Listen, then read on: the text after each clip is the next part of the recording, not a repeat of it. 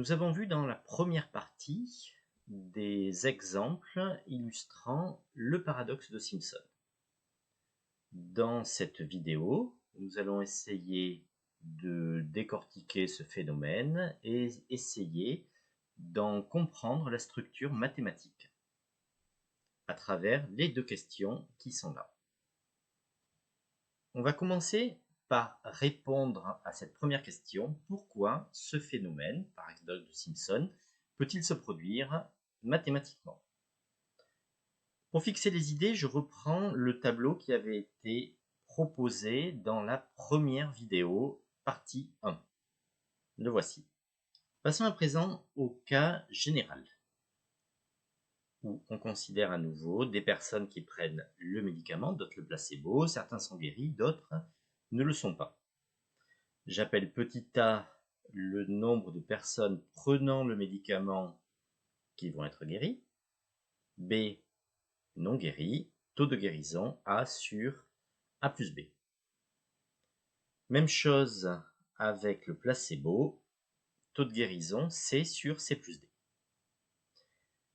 Imaginons que l'on veuille traduire le fait que le taux de guérison avec le médicament est supérieur au taux de guérison avec le placebo, ce qui se traduit par l'inégalité qui est là. Vu que toutes ces quantités sont positives, on a alors l'équivalence qui est ici, et en simplifiant par le produit A fois C qui apparaît dans le membre de gauche et dans le membre de droite, on a alors AD supérieur à BC, ou encore, en divisant de part et d'autre par BD, A sur B supérieur à C sur D. C'est cette inégalité-là que l'on va retenir pour traduire le fait que le taux de guérison avec médicament est supérieur au taux de guérison avec le placebo. Considérons alors le tableau qui est ici. D'après ce qui a été vu précédemment, si on souhaite traduire le fait que le médicament l'emporte sur le placebo, cela se traduit par l'inégalité qui est là. Même chose pour les hommes. Si le médicament l'emporte sur le placebo, alors on va avoir A2 sur B2 supérieur à C2 sur D2. Fusionnons à présent les données, comme nous l'avions fait dans la partie 1. Le nombre de guéris avec le médicament A1 plus A2, non guéris B1 plus B2, placebo C1 plus C2 pour les guéris, D1 plus D2 pour les non guéris. Tout le paradoxe repose sur le point suivant. Si nous supposons que nous avons cette première inégalité et cette deuxième inégalité, alors il n'est pas vrai que l'on a forcément, nécessairement, celle-ci. Une autre façon de dire les choses, c'est que si A1 sur B1 est supérieur à C1 sur D1, et que simultanément on a A2 sur B2 supérieur à C2 sur D2, alors cela n'implique pas l'inégalité qui est là. Nous allons nous en convaincre avec deux exemples que je vais prendre maintenant. Lorsque l'on écrit ceci, il faut bien comprendre ce que cela signifie. Cela signifie que si l'on a cette inégalité et celle-ci, alors on peut avoir l'inégalité à nouveau supérieure, mais on peut aussi avoir une inégalité avec un inférieur ici. Premier exemple, il est vrai que 2 est supérieur à 3 quarts et que 3 sur 1 est supérieur à 4 sur 2. Lorsqu'on effectue la somme des numérateurs, 2 plus 3, 5 sur 2, dénominateur, 2,5 est bien supérieur à 7 sur 6. Deuxième exemple, 3 quarts est supérieur à 1 demi, 3 est supérieur à 4 sur 2, en effet, et pourtant, 3 plus 3, 6 sur 4 plus 1, 5, 6 sur 5, 1,2, est inférieur à 5 sur 4, 1,25. Donc parfois l'inégalité est conservée, parfois elle ne l'est pas, et on va voir dans quelques instants à quelle fréquence on conserve l'inégalité et à quelle fréquence on ne la conserve pas. Je reviens rapidement à l'exemple qui avait été proposé dans la partie 1. Le médicament l'emportait sur le placebo. D'après ce qui a été vu précédemment, cela se traduisait par 90 sur 10 supérieur à 400 sur 100. Pour les hommes, le médicament l'emportait également. 90 sur 210 qui vaut environ 0,43 est bien supérieur à 20 sur 80, 0,25. Et pourtant, lorsqu'on effectue la somme, 90 plus 90, 180 sur 10 plus 210, 220, le quotient vaut, ce quotient-là vaut environ 0,82, qui est inférieur à 420 sur 180, qui vaut environ 2,33. Donc voilà une manifestation du paradoxe de Simpson, tout simplement parce que on est parti de 2 supérieurs et que on a obtenu ici un inférieur. Avec ce que nous avons vu précédemment, nous sommes à présent en mesure de préciser quand est-ce qu'on va rencontrer le paradoxe de Simpson dans le cadre d'une expérience du type médicament placebo ou de tout autre type d'expérience que l'on peut imaginer. Avec la notation précédente, chaque fois que l'on a ces deux inégalités, le paradoxe de Simpson se produira lorsque on obtient celle-ci. Et de manière totalement symétrique, évidemment, en partant de deux telles inégalités, on obtient l'inégalité dans l'autre sens, dans l'ordre inverse en quelque sorte, celle-ci. Maintenant que nous avons compris les cas où le paradoxe se manifestera, on peut envisager d'en étudier la fréquence d'apparition.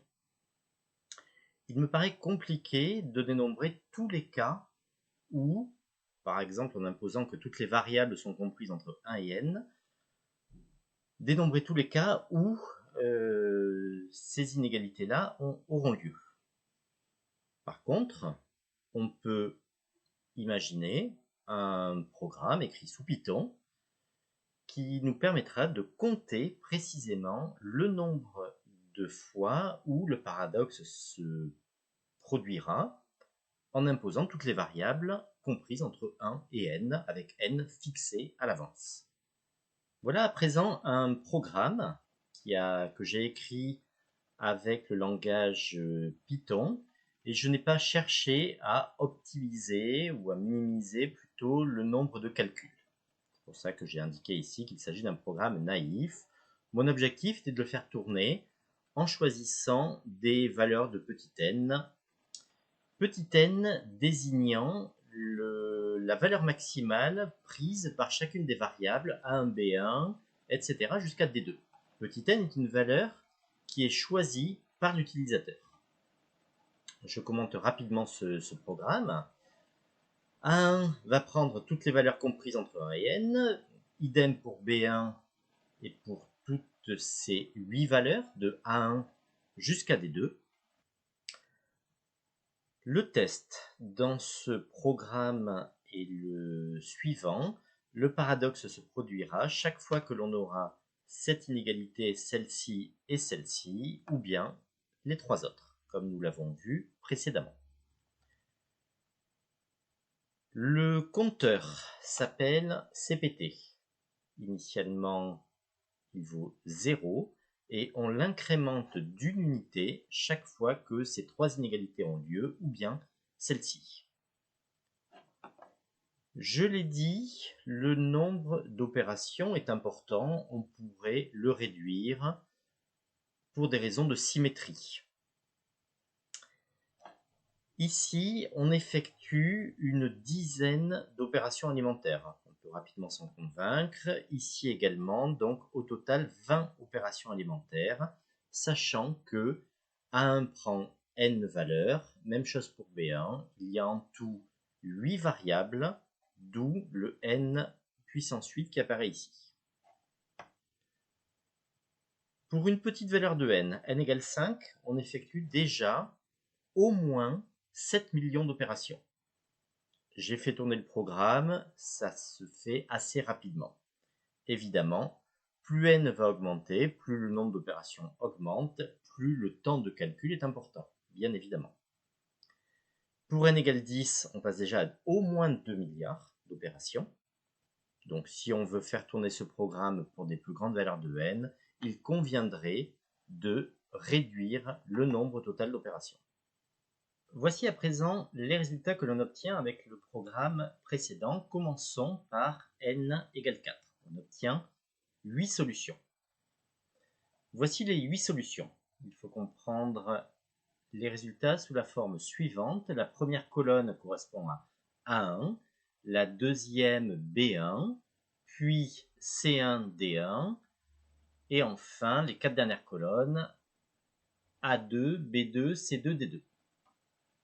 8 solutions en tout. Par exemple, la solution qui est là, 3, 4, 1, 2, 3, 1, 4, 2, signifie qu'on a 3 quarts qui est supérieur à 1 demi, A1 sur B1 supérieur à C1 sur D1, que simultanément 3 sur 1 est supérieur à 4 sur 2, et pourtant, le quotient 6 sur 5 est inférieur à 5 sur 4.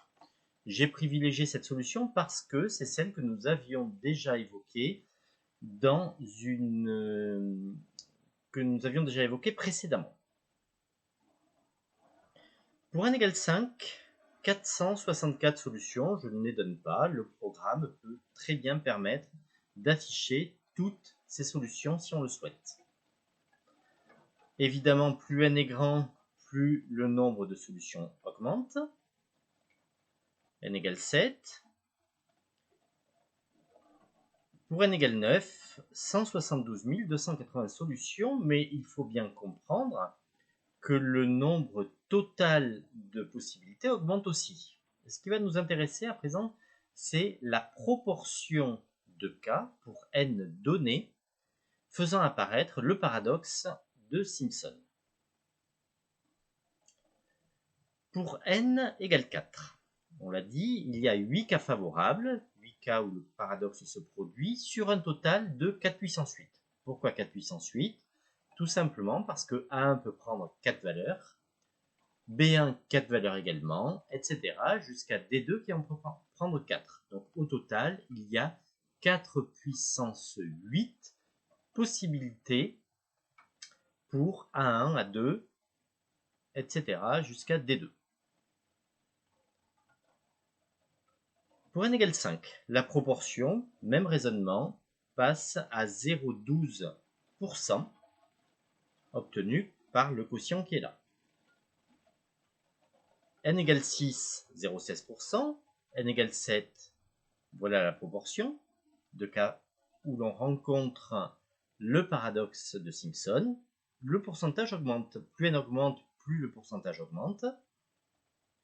Pour n égale 9, on est déjà à 0,4%. Et on peut démontrer que lorsque n tend vers l'infini, alors le pourcentage augmente et tend vers 0,96%. Donc cela signifie qu'à n fixé, pour n grand, il y a environ 1% des cas où le paradoxe se présente à nous. Donc il n'est pas surprenant que de temps en temps, dans certains cas, réels ou non, on rencontre le paradoxe de Simpson. Voilà, c'est tout pour cette vidéo. Je vous remercie et à bientôt. Au revoir. Qui a fait ça? Jusqu'à ce que je trouve, personne ne quittera cet auditorium à usage mixte. Mais certains d'entre nous ont des disciplines extrascolaires. Tes activités extrascolaires vont demander beaucoup de travail si tu veux entrer à l'université. Jeune homme, je serai sur ton dos comme un numérateur sur un dénominateur. Viens, on va faire un tour.